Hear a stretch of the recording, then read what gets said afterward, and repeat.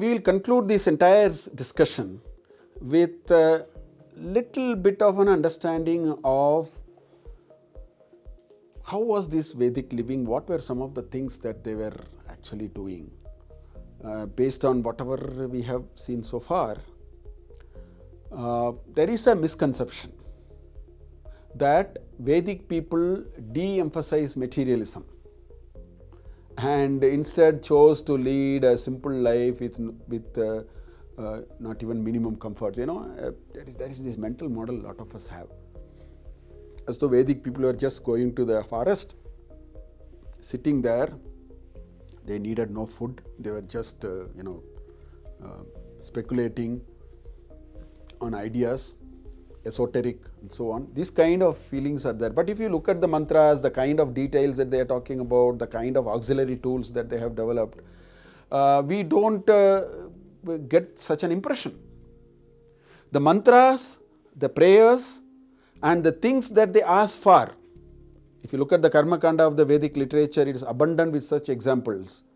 We can infer that they aspire to live a life full of energy, enthusiasm, hopes, desire to explore and innovate to make their life better and comfortable. In Ayurveda, there is something called Chamaka Prashna. There are 11 paragraphs of asking. Shanchame, Mayaschame, Priyanchame, Samanchame, like that it goes. I'm just uttered a little bit of it. May means to me. And 11 paragraphs of give me this, give me that. Your wish list will pale in comparison. If you go and read Chamaka and find out what are all the things they asked for, I don't think we can even derive a list which is 1/10 of what they have derived. So the point I'm making is it's not that they just threw up everything and then went somewhere and sitting and doing nothing or just looking at the sky. Nothing like that. This much of thinking, messages would not have come. So they wanted to live a full life. The Karma Kanda has all those kind of ideas. The Vedic thinking, which is discussed in great detail in Jnana Kanda, also presents us a balanced view of life. Attainment of material riches and prosperity was considered important, but not at the cost of spiritual orientation to life. We want pravritti and nivritti. Pravritti is, materialism, good, working, making a lot of money, having comfortable living. Nivritti is peace of mind, good sleep at the end of the day. So the Jnana Kanda tells us, don't overemphasize. It looks like sometime in modern thinking and the way we live now, we have just swung the pendulum to one side. It's all about how do we make more money, how is this material riches and so on. With the result, there are a lot of diseases. There are people who don't get sleep. I think we should all get some good sleep every day. That's the biggest blessing that we can have. So the Jnana Kanda talks about why would you get a good sleep? You have to think through a few things and then reflect on a few things. So that is Jnana Kanda. The inquisitiveness of the people and a desire to know and innovate enabled them to develop ideas and knowledge and thought processes that address both material progress and spiritual progress. That's the sense we will get if one goes really reading all these Vedic corpus seriously and so on. This resulted in the development of the Karma Kanda, the Jnana Kanda aspects of the Vedic repository. As a result, the Vedic living ought to have advocated for all-round development of an individual in terms of physical, mental, intellectual and spiritual dimensions. We need all of them. Today in modern research, they say emotional quotient, intellectual quotient, SQ, spiritual quotient. Now they are saying happiness quotient also. All that is required. And you find ideas for all of them in the Vedic literature if you carefully read it. So that must be their priorities of life. In fact, a few things I specifically want to share. If you read the Vedic corpus, what you find is there is the primacy of Agni. Yajna was central to day-to-day living. Every activity and celebration in life was done with Yajna and Dana. Associated with Yajna is gifting, Dana. That is recognized as a way of showing reverence and gratitude to the gods for making things happen the way they are. So it's all the time thanksgiving, being grateful, at the same time putting the best foot forward and making a lot of material progress also. So Agni was the main deity and carrier of the offering. See, the idea was people make an offering to a devata, maybe Indra, Parjanya, Soma. You make an offering, the idea at that time was the Agni will take that offering and carry it to Devata. It is like your, through internet you send something and then it reaches the other side, no? So that way you have to think actually. So, carrier of the offering to all other Devatas, and no wonder the first mantra of Rig Veda, the very first mantra out of the 10,552 mantras, begins with the celebration of Agni as the priest and the giver of all riches to us. It says, Agnimi ile purohitam yajnasya devam ritvijam hotaram ratna dhatamam. It says it is the ratna dhatama, hotara, it is the sacrificer, it is the ahuti that you are giving. Agni is everything. That's how it starts. Entire Rig Veda starts with praising the Agni because he is the carrier. Yajna was conceptualized by the Vedic seers. What they have conceptualized is much larger than what is ordinarily understood. See, the moment you say yajna, people understand there are purohits sitting around an altar and they offer ghee or something onto the altar. That is not the meaning of yajna. That's one symbolic part of yajna, and there was a larger meaning. Yajna to the Vedic living is a grand principle of give and take, live and let live, and thereby ensure social sustainability in addition to the narrow environmental sustainability that we are currently debating and so on. They were concerned about social sustainability. So give and take and live and let live is the central idea of yajna actually. This is one idea. The yajna part I will come again a little later. The second thing that you see is life was guided by Rita, Satya and Dharma. These are larger principles that shape the paradigms of good living.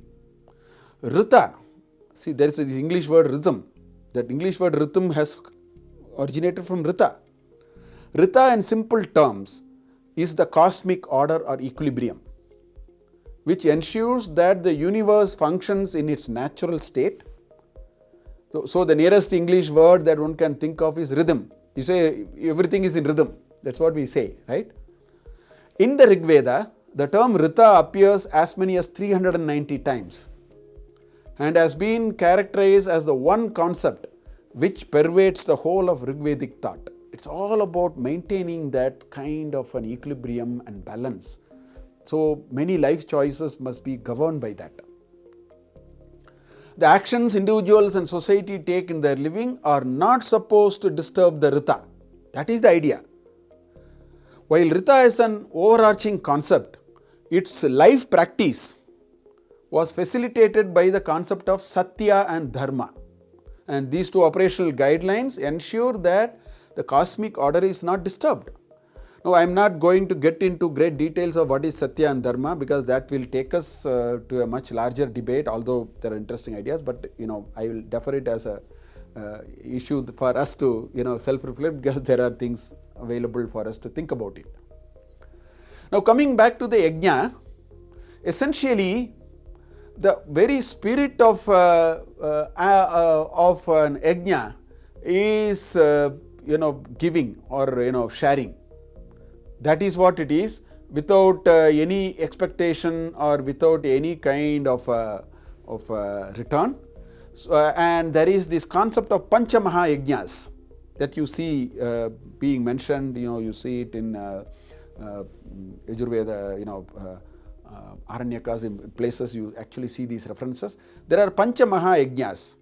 So the first thing is called Brahma Yajna, and it is the responsibility of a householder. Basically, this Pancha Maha Yajna a householder is supposed to do. Every householder is supposed to do.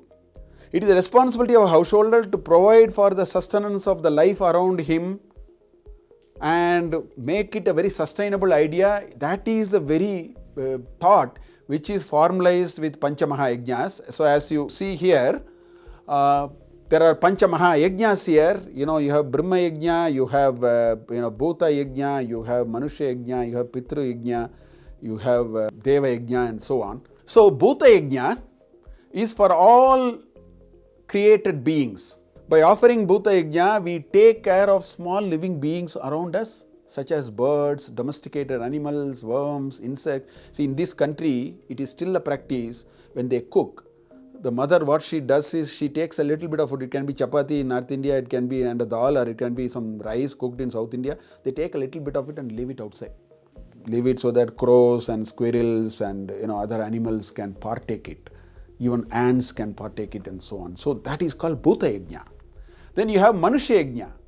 By Manushya Yajna, we derive the joy of helping destitutes, orphans, unexpected guests, poor and the nearby, by offering whatever we can in cash or kind or food, etc., etc. I have seen these practices in villages. In my own village, I am still seeing these things happening in very nice ways, very organized and structured ways and so on. By Pitru Yajna, we give away food for the sake of our ancestors and offer our respects and deep sense of gratitude to the departed souls. After all, every one of us is because of the toiling of our parents. How can we just because they went out of this world, it's not a good idea to think they don't exist. I think they exist. We are not able to see in our with our naked eye, but we should remember them every day and then offer them our puja. So that's Pitru Yajna. Then you have Deva Yajna. By offering Deva Yajna, we express our thankfulness for what the gods have blessed us. Now this word Deva, the moment I say Deva, sometimes we think it is Shiva, Parvati, Vishnu. Not necessarily. Deva in Vedic time, there were no any of these Puranic gods. These are all Pauranic gods. Deva means natural forces. Actually, Indra, Parjanya, rain, lightning, fire, air, Vayu, all these, they are natural forces. If you don't know how to respect them and co-live with them, you will have catastrophe of environmental degradation. So Deva Yajna is expressing our thankfulness for what the gods has blessed us in terms of rain and other bounties of nature. That thought will make us very sustainable to live in this world. Then there is this Brahma Yajna. This is actually by reciting the Vedic hymns, Upanishads, etc., etc., and teaching them to others. We show enormous respect to the great seers and rishis who gave us this wisdom. That's one part. But the second most important part, how can we say, I want all the good knowledge, I will not transmit it to the next generation. I don't care about the next generation. Nobody should say that. So by Brahma Yajna, you carry, you remember, you recite, teach it to your next generation, and then they carry the torch of knowledge. So that is this Brahma Yajna. So like this, the Vedic living has these kinds of interesting thoughts in them. I just picked a few of them just to give you a sense of what can you infer from those all mantras and those classifications and issues discussed, what it really says. I think a life of joy, a life which respects equilibrium, a life which believes in live and let live and give and share and all that. So that is how we can understand actually the Vedic corpus. If we dip into it very seriously, properly read it with all the Vedangas, know the right meaning and then understand it, we may get these ideas from the Vedic corpus.